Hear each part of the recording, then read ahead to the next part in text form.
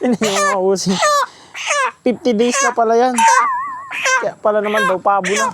Okay, ilan ang timbang nito mga bossing? Mas malaki! 66 kilos. 25 pieces. Ang akin lang talaga masasabi dyan. Kung sakasakali, ano man ang mangyari sa mga darating pambuhay, huwag sumuko. Yun naman mga bossing. Good afternoon mga bossing. Date po ngayon December 30. So December 31 mga bossing bukas. Hindi ko alam kung kailan ko ito may upload kasi busy. Maghahakot kami ng 300 pieces na manok. Yun lang yung order ng isa kong suki. Tapos yung sa mga pangkatay ko, hahakutin ulit din namin yun. Hindi ko alam kung kailan ko ito may upload. Basta for record lang kasi ito yung mga busy time ngayong holiday season.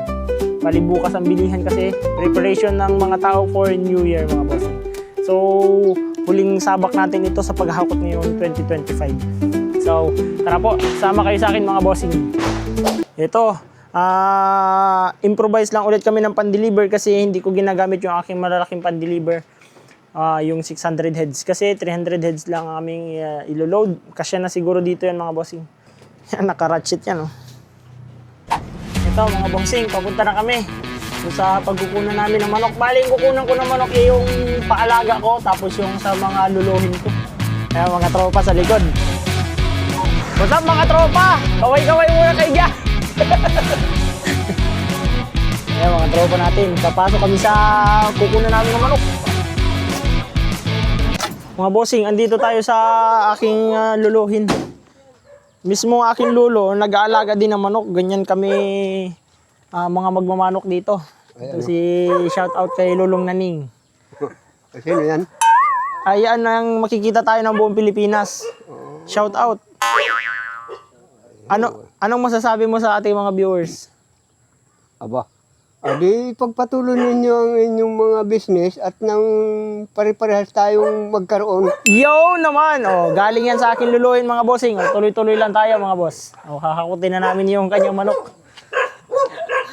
Shout out! Oh, ito na lang yung manok niya. Natitira para maubos na. Yan mga bossing.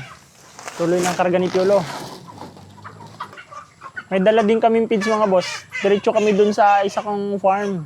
Kasi wala nang feeds. Tingnan nyo mga bossing kung gaano kalalaki. Lulong na Neng, ilang days na po ito?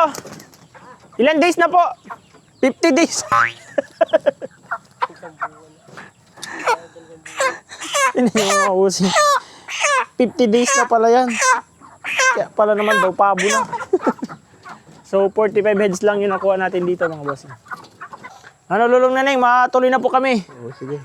Oh, anong masasabi mo sa pahuli pa sa kanila? Ay, ang akin lang talaga masasabi dyan. Kung sakasakali, ano man ang mangyari sa mga darating pambuhay, huwag sumuko. Yun naman mga bossing, ang importante. Oh, galing yan sa expert, the legend, Lulong Naning. Matuloy na po kami.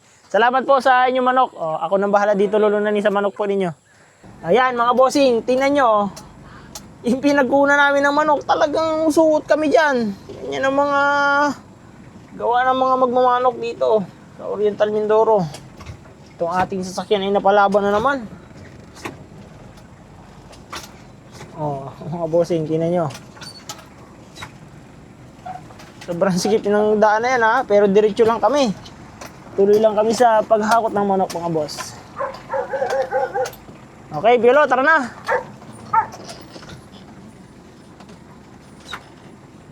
Saklat! Andito na kami mga bossing sa paalaga ko. Bali, kakarga lang namin yan. Tapos sibat na kami papunta dun sa bayan. Yan mga bossing, loaded na kami. Bali, ano ikarga namin dun sa aking paalaga ay 120. Kulang ang manok namin mga bossing. Pero malalaki naman siya. Ito na mga bossing. Nakarating na tayo dito sa ating buyer. Lalaki ng manok natin. May 3 kilo ito mga bossing. Magbababa na po kami. Ito gano'n ito kalalaki. Oh. Tinan nyo ang ano niya oh. Grabe. Lalaki. Tingnan natin ang salang nitong isang batch na to. 25 piraso. 64 to. Oh, ilan ang average yan mga bossing? 25 pieces, 64 to.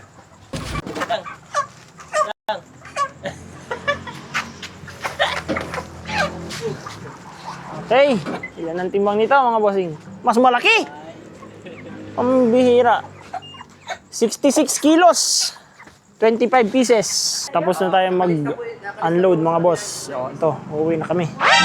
Ay, namatay tayo na isang piraso.